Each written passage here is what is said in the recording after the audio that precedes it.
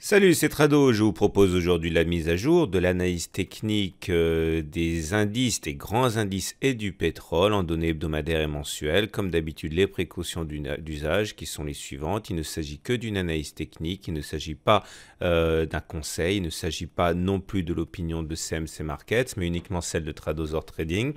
Ces données ne sauraient servir à trader, elles sont insuffisantes. Il faut rajouter d'autres éléments. Il ne s'agit encore une fois que d'une simple analyse technique donnée à titre purement informatif et pédagogique. Donc on commence avec l'indice phare parisien en données mensuelles, c'est-à-dire que chaque bougie correspond à un mois de cotation. Et sur cette unité de long terme, la tendance est haussière, vous le voyez bien au regard du fait que le nuage est ascendant et que nous soyons guidés par un canal également ascendant. Les rebonds se font de manière assez simple, facile et classique sur un moyen mobile à 20 mois. Donc la tendance elle est haussière avec la prochaine résistance de taille qui est à 5800 à peu près ici, même si on bute depuis plusieurs mois déjà sur les 5600. En tout cas, pour ceux qui voudraient envisager d'investir pour le long terme sur l'indice parisien, il faut savoir qu'il y aura sans doute des intérêts acheteurs nombreux sur le bas du canal ici et également sur la zone noire aux alentours de 4100. Là, je parle bien de l'unité de temps de long terme. Pour les données mensuelles, hebdomadaires, maintenant les données de moyen terme, la tendance est plus neutre. Le nuage n'est pas aussi clairement ascendant, il est plutôt plat, avec une pente légèrement ascendante. Donc on va dire qu'on est en tendance entre neutre et légèrement ascendante. En tout cas, on regarde la moyenne mobile à 20 semaines, la tendance est neutre puisqu'elle est à plat. Ça confirme l'idée d'une latéralisation maintenant depuis de très nombreuses semaines.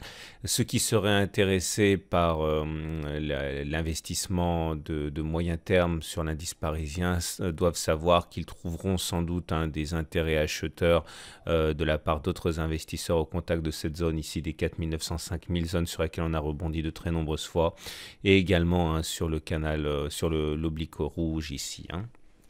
Aux alentours de 5200. Donc avant ces zones-là, il n'y aura pas véritablement d'intérêt acheteur pour le moyen terme. On enchaîne avec l'indice phare allemand en données mensuelles. Là aussi, on remarquera que la tendance est haussière. C'est très clair au regard de ce nuage ascendant et de cet oblique sur lequel on a rebondi, de même que sur un moyen mobile à 20 mois. Ceux qui sont intéressés par l'investissement sur l'indice phare allemand sur le long terme doivent savoir qu'il y aura des intérêts acheteurs importants sur les 9500. Ici, zone qui a été préservée assez facilement lors de toutes les précédentes attaques depuis 2013. Il y aura également des intérêts acheteurs qui se révéleront sur l'oblique orange ici aux alentours de 12 000. Sur les données hebdomadaires, on remarquera que le nuage il est à plat. C'est-à-dire que la tendance est neutre. On est circonscrit par les 13 500 à la hausse et les 12 000 à la baisse. Là aussi, il faut s'attendre à ce que des intérêts acheteurs se manifestent sur les 12 000 qui essaieront de profiter d'une nouvelle impulsion haussière. Le consensus des clients CMC est globalement à la vente avec 57% des clients. L'indice pan-européen, l'euro stock 50, qui s'appelle l'euro 50 en CFD, est en tendance mensuelle globalement neutre à haussière. Ce n'est pas très clair. Le nuage est entre plat et légèrement ascendant. Par contre, on regarde la moyenne mobile à 20 mois, on est au-dessus. Donc, on peut s'imaginer que la tendance est globalement légèrement haussière ou peut-être neutre sur les données mensuelles. Ceux qui sont intéressés par acheter l'euro 50 pour le long terme doivent savoir qu'il y aura des intérêts acheteurs qui se manifesteront à partir des 3000 points environ.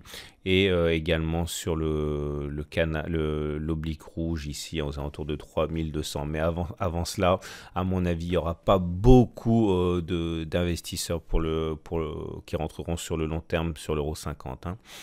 En données hebdomadaires maintenant, La latéralisation se poursuit entre 3300 et 3700. 3300 est une zone effectivement qui sera exploitée par ceux qui veulent investir sur le moyen terme sur l'Eurostock 50. On a également une oblique ici en noir aux alentours de 3500 à peu près. Hein. Mais avant cette zone, à mon avis, il n'y aura pas beaucoup d'acheteurs pour le moyen terme. L'indice phare américain, l'US 30, hein, l'équivalent du Dow Jones 30, tendance fortement haussière, nuage ascendant. Toutes les courbes sont en soutien. Là, les intérêts acheteurs se manifesteront pour le long terme, pas avant 18 500 à mon avis, hein, puisque le marché est clairement suracheté pour l'instant. Ce qui ne veut pas dire que ça ne va pas aller plus haut, mais en tout cas, un retour sur les 18 500 serait sans doute une opportunité pour beaucoup d'investisseurs qui voudront investir pour le long terme sur le marché américain. Et en données hebdomadaires, la zone qui sera exploitée sans doute par de nombreux investisseurs est celle des 23 500, puisque c'est une zone qui a été à la base des rebonds hein, récemment.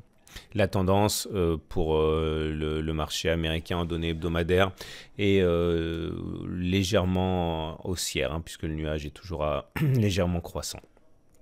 Consensus des clients CMC globalement à la vente avec 63%. L'indice phare japonais à présent dans une tendance haussière de long terme, c'est très clair, on est au-dessus du nuage qui monte, au-dessus de la Tenkan, au-dessus de la Kijun, au-dessus de l'oblique qui soutient les cours en rouge. Les intérêts acheteurs se manifesteront pour le long terme sur les 15 500 à mon avis, hein, puisque c'est un niveau qui a déjà été exploité par le passé. Et en données hebdomadaires, la tendance également est haussière. Les 21 000 seront une zone où les investisseurs de moyen terme sortiront du bois à mon avis.